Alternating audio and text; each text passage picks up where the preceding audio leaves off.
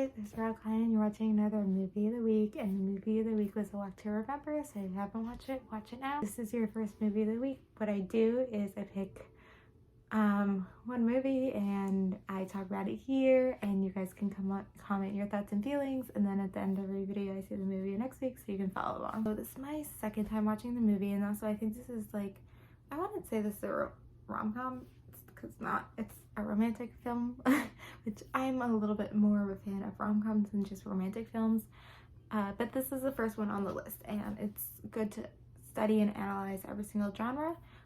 This is based off a Nicholas Sparks novel that I did not read, but I've watched a few movies that are based off Nicholas Sparks novels.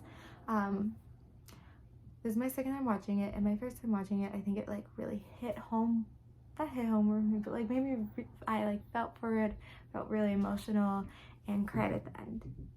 This time was a little bit different. I did cry because I just get really emotional watching movies. Like if I see someone cry, it makes me cry. But yeah, watching this time, I'm like, so it felt like there's 3 different parts in the film. The first part was like, oh my god, I know her name is Jamie. I don't know what the other guy's name is. Oh my god. But anyway, the 2 leads, you know, like them, like opposites, like attract because they're opposites who all of a sudden were doing a lot of the same things, and she was helping him. So it was like one part of the movie, all leading up to the play. The second part of the movie is like him and her like being together, falling in love, blah, blah, blah. And then the third part of the movie is like when she reveals she's Cancer, and like that element. So I guess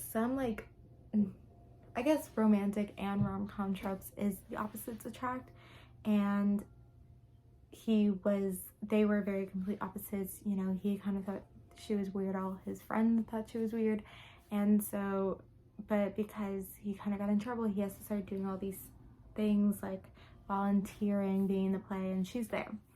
And because she's at like every single thing, they start to spend time together. And somehow he starts caring for her, but he doesn't really see her until the play, when she finally is not, you know, showing her skin, looking nice.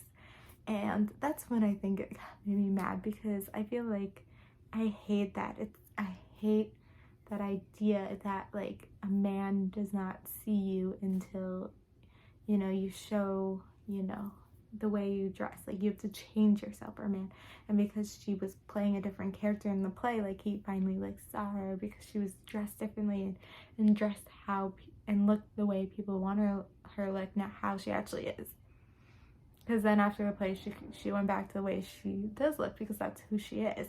And so that what really frustrates me and like this time is that's what makes her like, what makes him like her. Because then after that, he starts having feelings for her, and like, of course there has to be a saving scene. So dumb, like his old friends who are bullies photoshopped her face on a body, and it clearly said her. It's like really bad Photoshop, but everyone was making fun of her, and so then she runs into his arms and he saves the day. And I'm like everyone dreams about like someone who's protecting, but it's like it's so clear, it's like dumb. It gives these ideas that like she needs to be saved, she needs to be protected. And then they finally go on a date, and on the first date he says to her, "I love you." Like, where did you get these feelings from? Anyway, they're dating, and then she finally reveals she has Cancer. So I guess, so that's why it's interesting, because this has like 2 romantic tropes in it. One where like opposites attract, but then also like someone has Cancer, or someone's sick, or someone's like has something, and so it's like you fall even more because you're like, she's dying. And then like I do feel like what he did for her with the scope, telescope, I don't know, and whatever he did to her when she, you know, she was sick, like those are all like really nice gestures and everything. But it's just like, I don't know, like, and then it's not realistic at all. I don't know. But what did make me cry the first time watching it and really touched it home for me, and what made me cry again this time, is when they do get married, because that was her #1 thing on her list of things to do, is get married in the same church. So as her parents got married or whatever else. So that was like a really sad thing, is that he just wanted to marry her. And he was really young, and I married 18. And actually Mandy Moore was like 17 filming this movie, so she was so young.